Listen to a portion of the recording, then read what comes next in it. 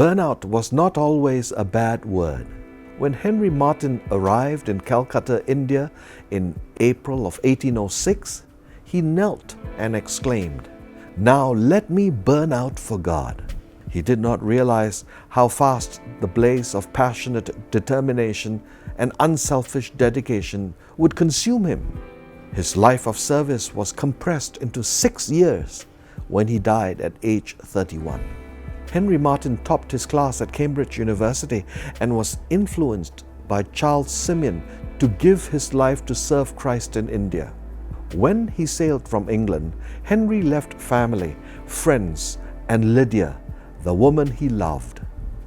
It was emotionally wrenching for him as he cried, "My feelings were those of a man who should suddenly be told that every friend he had in the world was dead." Because there are countless men and women whose dedicated devotion to Christ drive them to give themselves unreservedly to serve, God's purposes are fulfilled.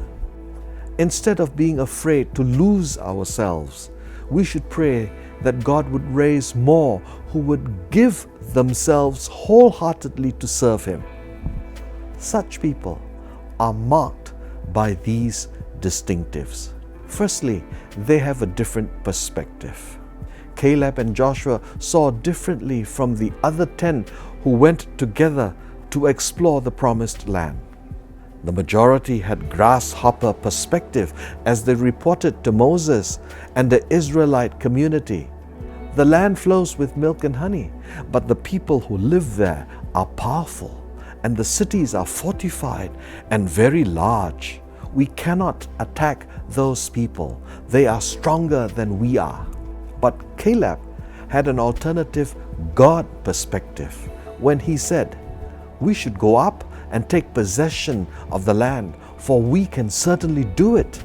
It was this different perspective that won God's approval and favor. "Because my servant Caleb had a different spirit and follows me wholeheartedly, I will bring him into the land, and his descendants will inherit it." Caleb's perspective was reckoned by God as wholehearted devotion. A wrong perspective led the other Israelites to rebellion, which brought on God's punishment. If we are preoccupied by self-preservation, we would not dare take risks for God, and His purposes would never be fulfilled. Everyone who desires to serve God fully abandons his or her personal ambitions, material benefits, and individual rights in order to pursue God's desires. Perspectives affect our spirit. God described Caleb as having a different spirit that led him to follow wholeheartedly. A countercultural perspective would shape an obedient spirit. The year after Charles Thomas Studd, or more commonly known as C.T. Studd, graduated from Cambridge University, his brother George was taken seriously ill. Charles was challenged with the question, "What is all the fame and flattery worth when a man comes to face with eternity?" When his father died, Charles gave away his inheritance and depended on God for his sustenance. He adopted and called for a "don't care a damned" attitude towards material possessions. Charles' perspective of eternity led him to a life of material abandonment and wholehearted devotion to Christ. He remarked, "If Jesus Christ be God and died for me, then no sacrifice can be too great for me to make for Him." And so he gave himself wholeheartedly to the service of the gospel in China, India, and Africa. His entire life was driven by the perspective, "How could I spend the best years of my life living for the honors of this world when thousands of souls are perishing every day?" His was certainly the different spirit of Caleb that won God's approval. This led him to live on the edge, Charles explains, some wish to live within the sound of the church or church bell. I want to run a rescue shop within a yard of hell. His flame kept burning till the end. He worked tirelessly in the mission field till he died at age 70 from untreated gallstones. Burned out for Christ in the best possible way because of a vision summarized in this poem. 2 little lines I heard one day, traveling along life's busy way, bringing conviction to my heart, and from my mind would not depart. Only one life, 'twill soon be past. Only what's done for Christ will last. Secondly, it means stepping out. Living passionately is about pouring your energy into a cause you believe in, into seeking to make a difference. It is not being contented to live a mediocre life, because it takes just as much time to lead a mediocre life as it does a great one. It is the satisfaction of expending your all without reservation into a life-transforming activity. It is making a statement with your life about what is important and not negotiable. Challenged by the God perspective that the land we passed through and explored is exceedingly good, Caleb and Joshua urged, we should go up and take possession of the land, for we can certainly do it. Following on the heels of a God perspective must be stepping out in faith. Stepping out is forging ahead and burning the bridges behind us. No turning back. It is taking risks in the mindset of, if I perish, I perish. The stakes are high. Failure is not acceptable. You get tired of the beaten tracks. You are headed towards uncharted waters and risking everything you have.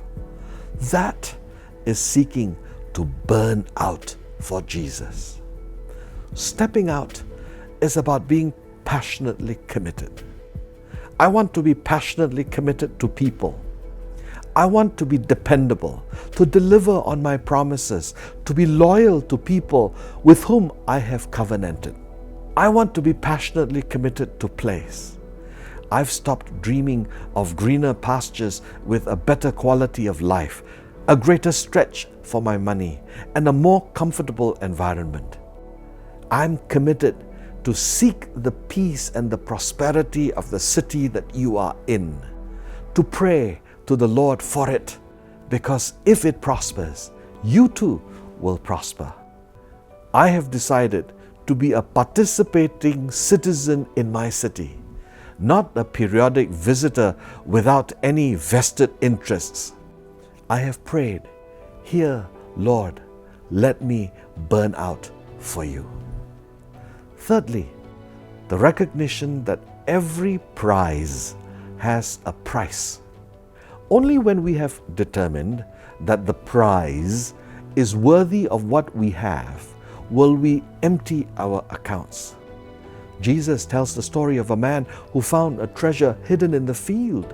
Determining this was of ultimate worth, the man went and sold all he had and bought that field. In the same way, a pearl freak who found the mother of all pearls sold everything he had and bought it.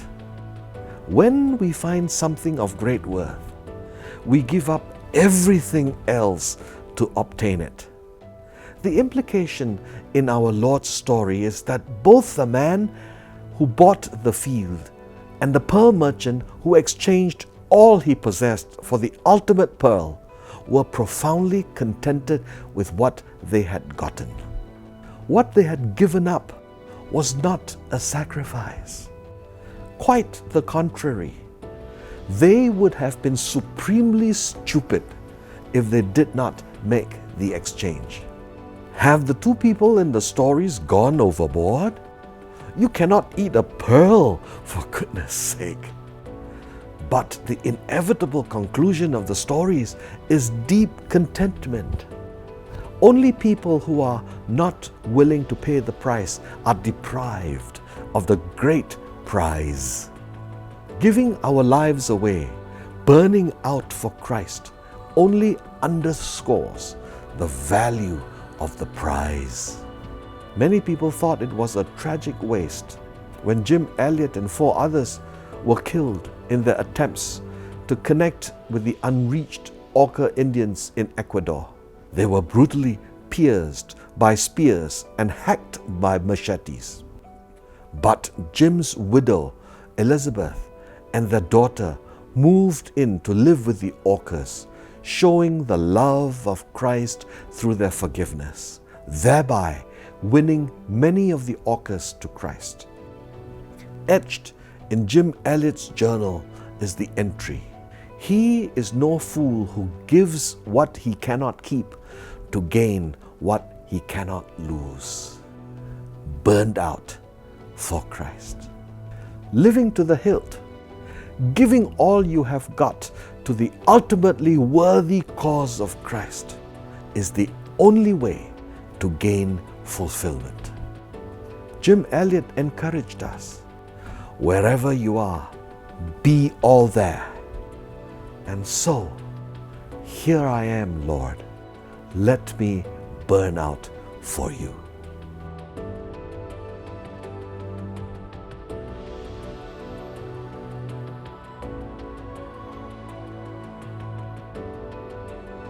We hope that you've been blessed by this pondering session. This is the question for you to ponder on and discuss with your group. Thank you for watching, and we will see you at the next session.